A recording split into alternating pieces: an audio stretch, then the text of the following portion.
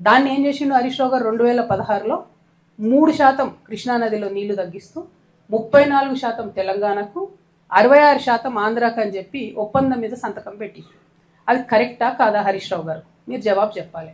నా విఘ్నతకే వదిలేస్తున్నావు అంటే మాత్రం తెలంగాణ ప్రజలు కూడా వారి విఘ్నతను ప్రదర్శిస్తారు. అట్లా కాదు, ఇది కరెక్టా కాదా, ఇది ప్రజెంటేషన్లో మీరు ఆన్సర్ చెప్పి ప్రజెంటేషన్ ఇచ్చుకోండి. రెండవది, అసలు జూరాల సోర్స్ పాయింట్ తీసి మీరు శ్రీశైలంకి ఎందుకు మార్చారు?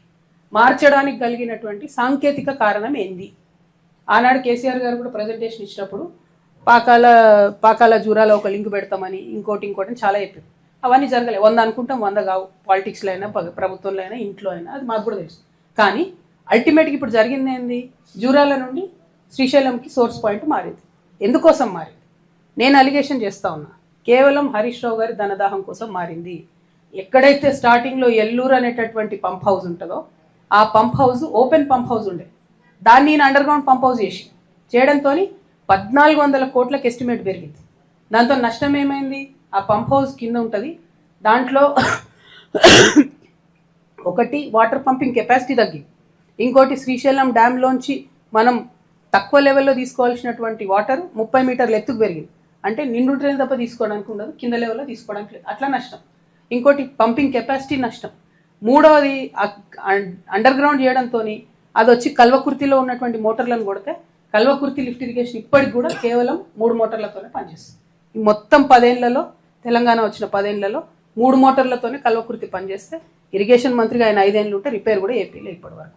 సో ఎందుకోసం ఈ మాట చెప్తా ఉన్నా అంటే, ఈ 2 ప్రశ్నలకు సమాధానం చెప్పి హరీష్ రావు గారు పవర్ పాయింట్ ప్రజెంటేషన్ పెట్టుకుంటారో ఏం పెట్టుకోరు. కాకపోతే ఇది అసెంబ్లీలో చెప్పే అవకాశాన్ని వదిలిపెట్టి వచ్చి కూర్చొని పార్టీ ఆఫీస్లో చెప్పడం అన్నది మాత్రం కేవలం ప్రజల్ని మభ్యపెట్టడమే. మూసీ నది మీద చర్చ జరుగుతుంది, జిహెచ్ఎంసీ మీద చర్చ జరుగుతుంది, ఇంకా అనేకమైనటువంటి ఇంపార్టెంట్ బిల్లుల మీద చర్చ జరుగుతుంది. రండి సీన్ అనేది చర్చ జరుగుతుంది. ఈ సందర్భంగా ఏమైంది? ముఖ్యమంత్రి గారు నేను గతంలో ఉన్న పార్టీలో ఒక గుంటనక్క గారు ఉంటారు, వారిని మీరందరూ హరీష్ రావు గారిని పిలుచుకుంటారు. ఆయనను చూసి నేదో మాట అన్నాడు. అనగానే నన్ను అంటవా నువ్వు అని చెప్పి అసెంబ్లీ మొత్తం వాయిదా వేసుకుని వెళ్ళిపోయాడు. అరే, ఒక్క మాట వ్యక్తిగతంగా ముఖ్యమంత్రి ఏదో నిన్నంటే మొత్తం అసలు ప్రతిపక్షమే లేకుండా, ప్రతిపక్షం అంటే ఏంది? ప్రజల గొంతుక. ప్రతిపక్షం అంటే ఏంది? అన్యాయం ఎట్లా జరుగుతుందని ప్రశ్నించేటటువంటి ఒక వాయిసే ప్రతిపక్షం. It is not a party, it is a big responsibility.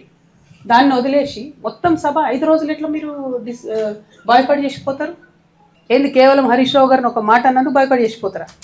KCR గారిని ఎన్ని తిట్టినా రేవంత్ రెడ్డి గారు ఎప్పుడన్నా బాయ్కాట్ చేసిన హరీష్ రావు గారు? మొన్న ఈ గుంటనక్కకు డెప్యూటీ ఫ్లోర్ లీడర్ ఇవ్వగానే నేను చెప్పిన, బీఆర్ఎస్ పార్టీని ఎవరు కూడా కాపాడలేరు అసెంబ్లీకి రాకపోతే అని. ఏం చేసిరు నిన్న?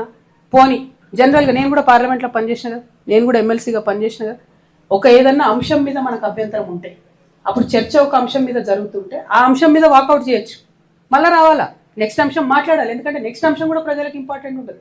నిన్న మూసీ ఇష్యూ టైంలో డిస్ప్యూట్ అయింది. మూసీ అయిపోయినాక ఏం చేసిరు? హైదరాబాద్లో 300 డివిజన్లు చేయడానికి బిల్లు పెట్టిరు. మరి అది అవసరం లేదా చర్చ? మనం 1/3 తెలంగాణ పాపులేషన్, 3వ వంతు తెలంగాణ పాపులేషన్ హైదరాబాద్లో ఉంటుంది. వాళ్ళకి సంబంధించి అంత పెద్ద నిర్ణయం జరిగితే ఎక్కడుంది ప్రతిపక్షం వాయిస్? లేదు. ఎందుకంటే హరీష్ రావు గారిని ఆయన ఏదో అన్నాడు కాబట్టి ముఖ్యమంత్రి గారు వీళ్ళు బయటికి వాకౌట్ చేసిపోతారు.